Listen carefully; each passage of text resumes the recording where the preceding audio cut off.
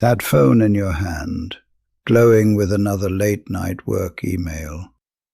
You feel important, a key player in the company family. I come from an era of brutal recessions, where we built fortunes with our hands, not our keyboards at midnight. You would not last a day. You are making a fatal error, trading your one irreplaceable life for a corporation that views you as an asset to be liquidated. An asset they will discard without a second thought. If you cannot handle that truth, swipe away now. But if you have the guts, listen. I'm here to tell you that you are a fool. My name is Victor, and for 35 years I was the Senior Director of Human Resources for a global conglomerate. My job, the one that paid for my house, my cars, and my children's Ivy League education, was to lie to you. I was paid very handsomely to create the culture of family. I was the architect of the pizza parties, the team-building retreats, the ridiculous Employee of the Month plaques. It was all a carefully constructed illusion designed for one purpose, and one purpose only: to extract as much unpaid labor from you as humanly possible before you burned out. You see, in the cold, hard world of corporate finance, you are not a person, you are not family, you are a resource, a tool, an asset on a balance sheet. And assets are acquired, utilized, and when their utility wanes, they are liquidated. And I was the man who took the old, worn-out tools to the scrapyard.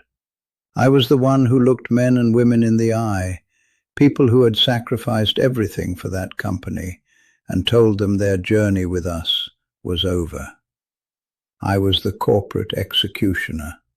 And tonight, I'm going to tell you how the game is really played. They convince you that loyalty is a two-way street. It is not. It is a one-way superhighway that flows directly from your heart to their bottom line. They will take your youth, your energy, your best years. They will ask you to miss your daughter's first steps for a quarterly review.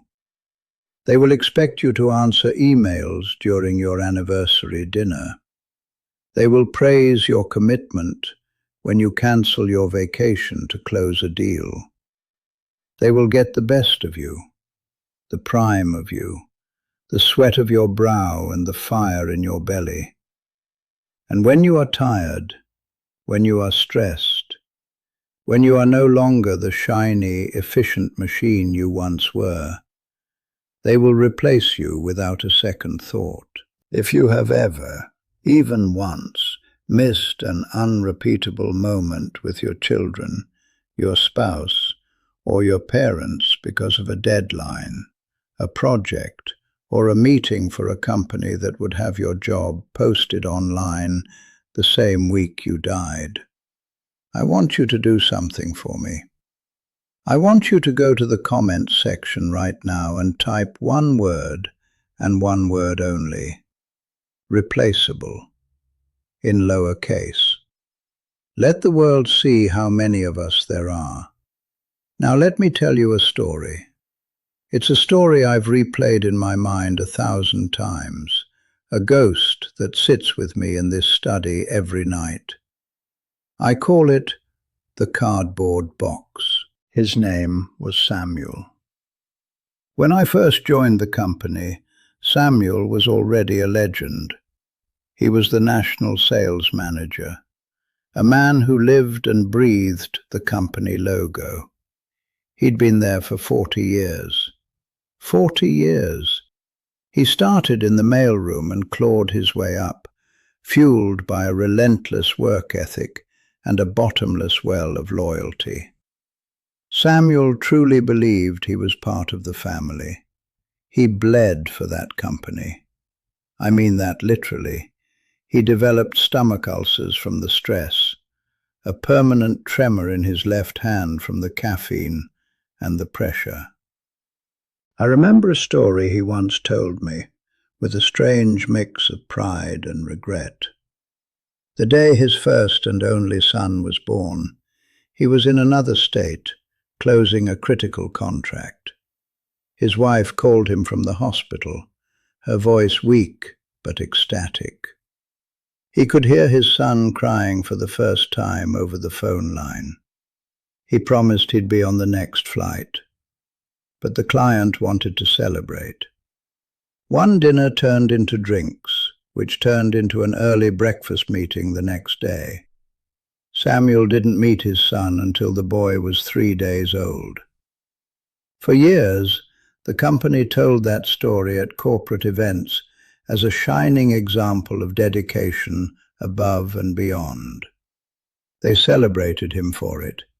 They rewarded him for choosing them over his own flesh and blood. Samuel gave them his health. He gave them his family's most precious moments.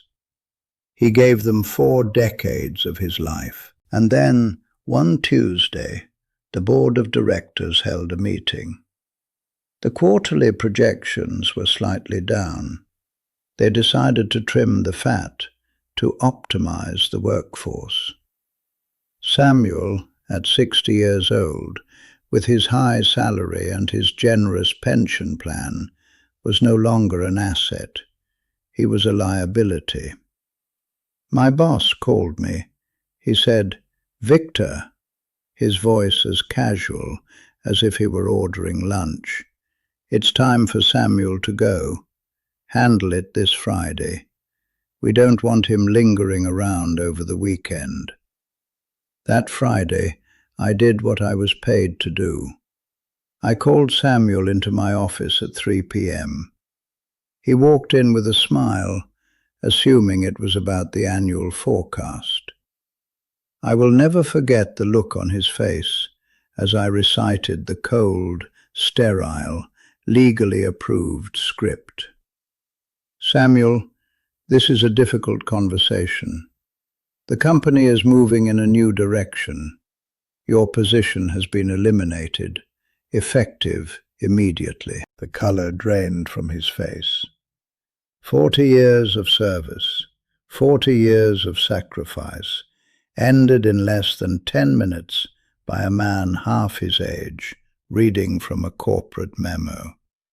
He didn't argue. He didn't yell.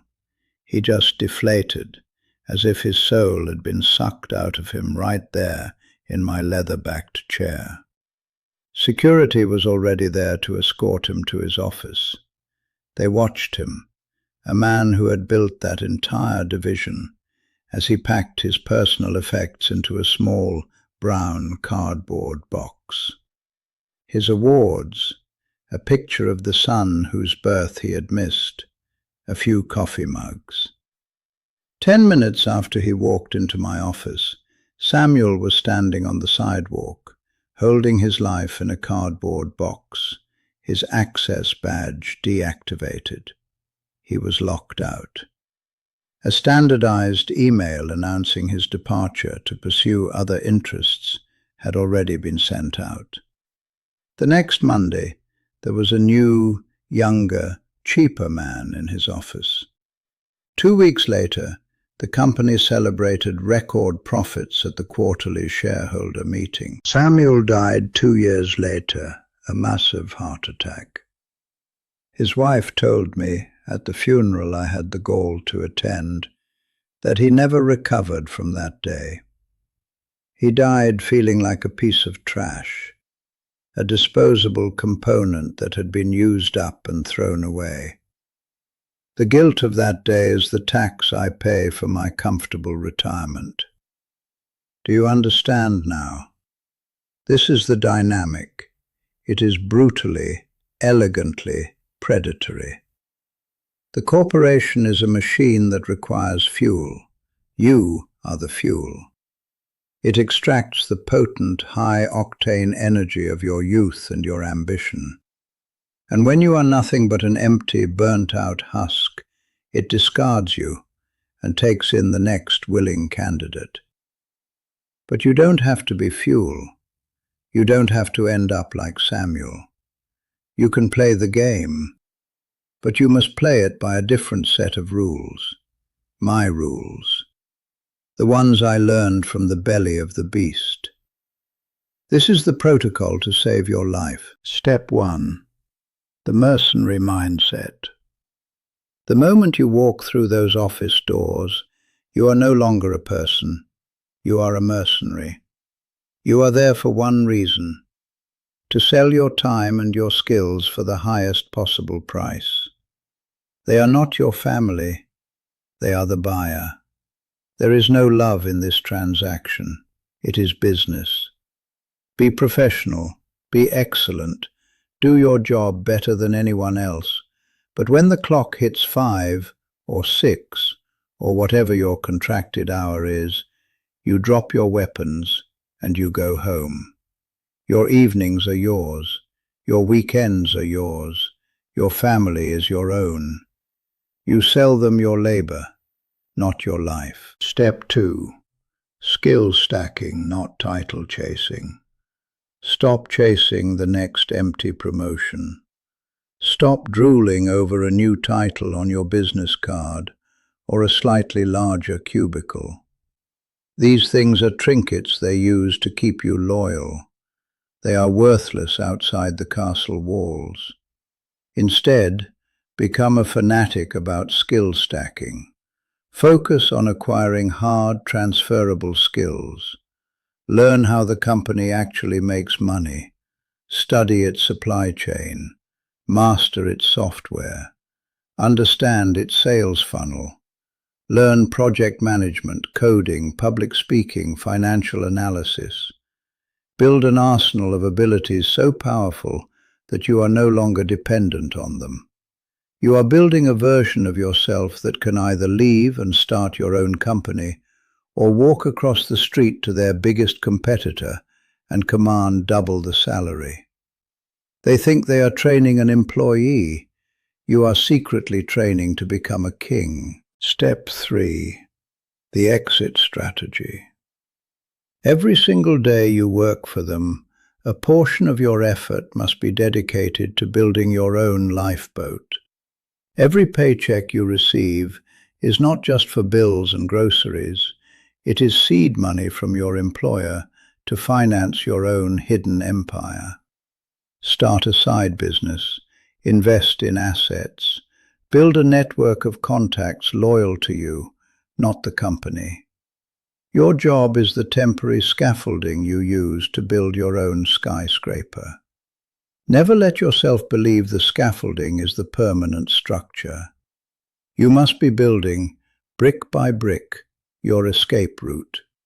So when the day of the cardboard box inevitably comes, and it will come for everyone, you are the one who smiles as you hand over your badge. You are the one who walks out of that building, not into a void of despair, but into the freedom you secretly built using their money. Today I told you why your boss will never be your family. But in the next video, I will show you the ultimate scam waiting for you at the end of your life. The nursing homes designed to steal your family's inheritance. Wake up, kid, and get to work.